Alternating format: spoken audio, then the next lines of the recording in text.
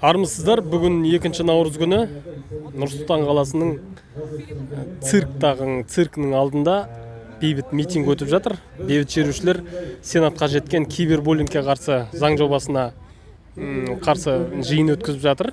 Бейбіт жиын шамамен бір 200-ге жетер-жетпес адам. Енді өздеріңіз білетіндей, қазір қоғамда көп талқыланып жатқан тақырыптың бірі Сарым Закиева түзетулері деген атқа ие болған заң жобасы, кибербуллингке қарсы заң жобасы.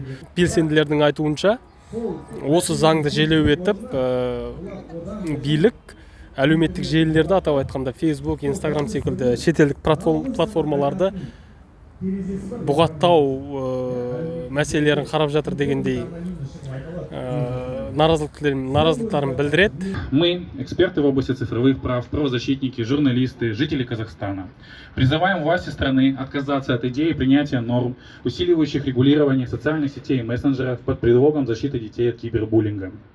9 марта данные изменения, принимаемые в рамках проекта закона о внесении изменений и дополнений некоторые законодательные акты Республики Казахстан по вопросам защиты прав ребенка, образования, информации и информатизации, были одобрены Мажилисом во втором чтении, и мы призываем Сенат не принимать данный законопроект.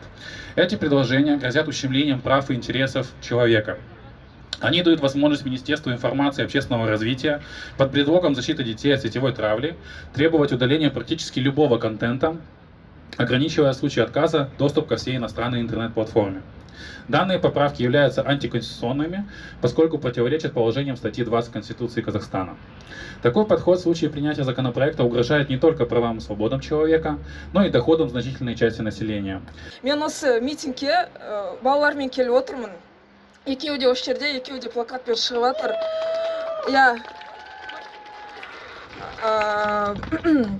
Заңның өкілдері балалардың артынан тығылып, өз шаруаларын жасауға болмайды. Сол үшін біз бүгін осы жердеміз. Google'дың соңғы деректеріне сәйкес, Қазақстан биліктің контент жою туралы өкініштерінің 40% билік өкілдерін сынауға, тағы 40% ұлттық қауіпсіздікке және 4% дискриминацияға қатысты болды. Мысалы, жасөспірім баланың құқығы әлеуметтік желіде бұзылатын болса, заңды тұлға сол ақпаратты 24 сағат ішінде алып тастау керек. Егер де алынбайтын болса, сол әлеуметтік желіні бұғаттап тастайды. Бұл заңда жазылған осы проекттегі. Үшіншіден, әлеуметтік желілер көптеген адамдардың күн көріп отырған орны, көмек қажет адамдардың үміт берінетін орны. Мысалы, қанша жағдайлар болған Қазақстан азаматтары әлеуметтік желілер арқылы көмек жинаған. Ал егер осы заң қабылданса, кедергілер болады. Адамдар күн көріссіз қалады, және тағы да басқа да жағдайлар болуы мүмкін деп ойлаймын. Партия құрайық десек, саяси партияны құрғызбайды, тіркемейді. Бір общественное объединение, бір қоғамдық бірлестікті тіркейік десек, оны тіркетпейді. Енді бізде телеканалдар жоқ, газеттеріміз жоқ. Өйткені ол телеканалдар, газеттер барлығы биліктің қолында. Өз жерде бізге өтірікті жаудырады. Хабар дегенде өздеріңіз білесіздер, не екен. Басқа телеканалдарды біз білесіздер, оның бәрі пропаганда. Тек қана өтірікті айтып, көшеге шықсаң бір нәрсе, телевизордан көрсең басқа нәрсе. Енді бір ғана даусымызды шығаратын, біздің сөзімізді жеткізетін бір ғана нәрсе бар еді, ол әлеуметтік желілер, интернет. Енді соған да, соны да жауап осындай заң қабылдап жатыр.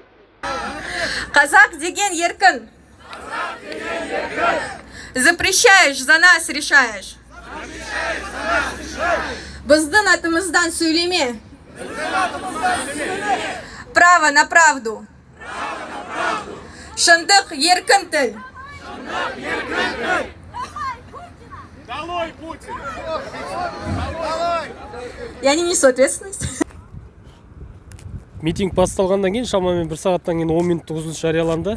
Қазір 10 минуттан кейін келіп, әркім кезекке тұрып, өз ойын пікірін білдіріп, наразылықтарын білдіретін болды.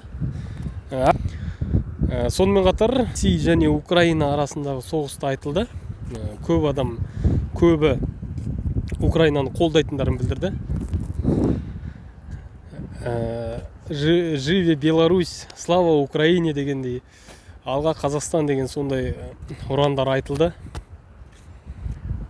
Ұйымдастырушылар бірақ ол тақырыпқа барғысы келмеген секілді, өйткені негізгі тақырып бұл жерде кибербуллингке қарсы заң жобасына қарсы митинг болғаннан кейін ұйымдастырушылар әркім өз сөйлеген сөзіне жауап берсін дегенде ескерту жасады. Ешқандай заң бұзушылық байқалмады. Ешкім ештеңе бүлдірген жоқ. Ешкімнің бас жарылып көзі шыққан жоқ дегендей. Әркім өз ойын ортаға салды. Үлкен кісілер, кішкене жастар, студенттер. Сондықтан қысқаша осы